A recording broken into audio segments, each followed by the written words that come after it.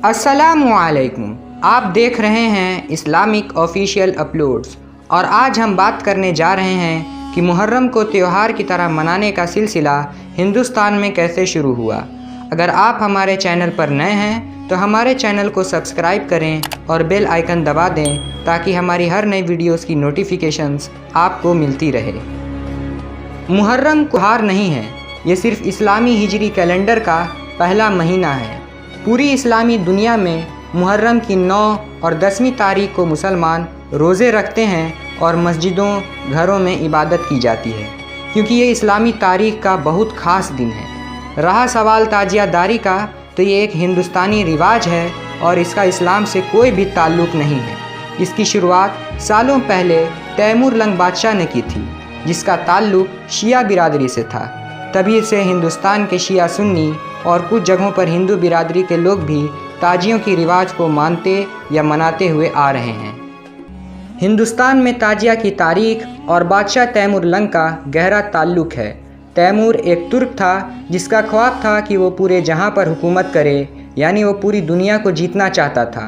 1336 ईस्वी को समरकंद के नज़दीक केश गांव ट्रांसऑक्सेनिया यानी मौजूदा दौर के उज़्बेकिस्तान में तैमूर की पैदाइश हुई।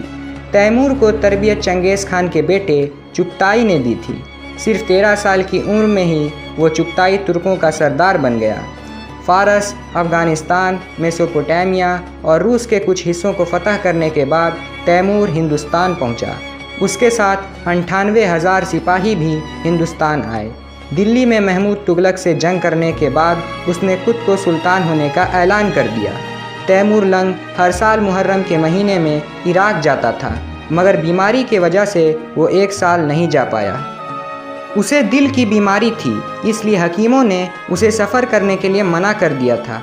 लेकिन बादशाह सलामत को खुश करने के लिए दरबारियों ने उस ज़माने के बेहतरीन कारीगरों को इकट्ठा कर उन्हें इराक के करबला में बने इमाम हुसैन के कब्र के तरह खूबसूरत ढांचा बनाने का हुक्म दिया। कुछ कारीगरों ने बांस की मदद से इमाम हुसैन की यादगार में ढांचा तैयार किया और इसे फूलों से सजाया गया। फिर इसी को ताजिया का नाम दे दिया गया। इस ताजिया को पहली बार 801 हिजरी में तैमूरलंग के महल में रखा गया। तैमूर के ताजिया की धूम जल्द ही पूरे मुल्क में मच गई। मुल्क भर से रोज़े, रजवाड़े और आवाम भी ताजिया के ज़ियारत के लिए पहुँचने लगी। तैमूरलंग को खुश करने के लिए मुल्क के दीगर रियासतों ने भी इसकी सख्ती के साथ आगाज़ कर दी।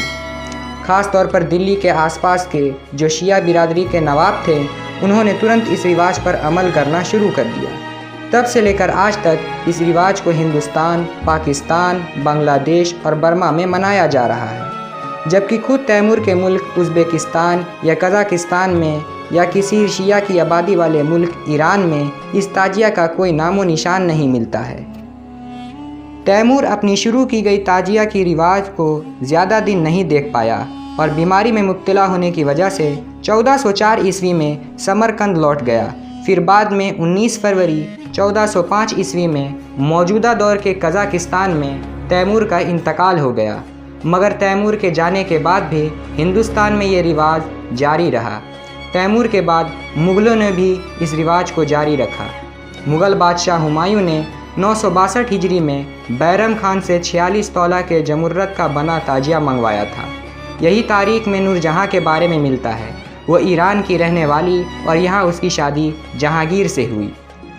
तो ईरान ना जा सकने की वजह से उसने कुछ ईरानियों को यहीं बुलवा लिया और ये जलालत वाला काम यहीं शुरू कर दिया। और चूंकि बुराई और गलत चीज़ बहुत जल्दी फैल जाती है, तो इस्लाम के नाम पर इस गुमराही को जल्द ताकत मिली और जाहिलों को इसे मनाने में मज़ा आने लगा।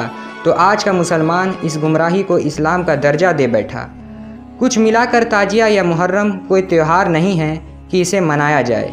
इस हल्ला गुल्ला, नाच गाना, ढोल ताशा, दाहा झंडा, लाठी तलवारबाजी और दूसरे खुराफात से इस्लाम का कोई ताल्लुक़ ही नहीं है। लेकिन जो लोग नाइल्म हैं और इस काम को सवाब समझकर करते हैं, उन्हें हकीकत बताना भी हमारा ही काम है और इस गलत काम से रोकना भी हमारा काम है। अगर आपको हमारी वीडियो पसंद आई तो हमारे वीडियो को लाइक करें और ज़्यादा से ज़्यादा शेयर करें, ताकि ज़्यादा से ज़्यादा लोग इस बात की हकीकत को जान सकें। और हमारे चैनल को सब्सक्राइब करना ना भूलें। अब आपसे अगली नई वीडियो में मुलाकात होगी। तब तक के लिए अल्लाह हाफिज़।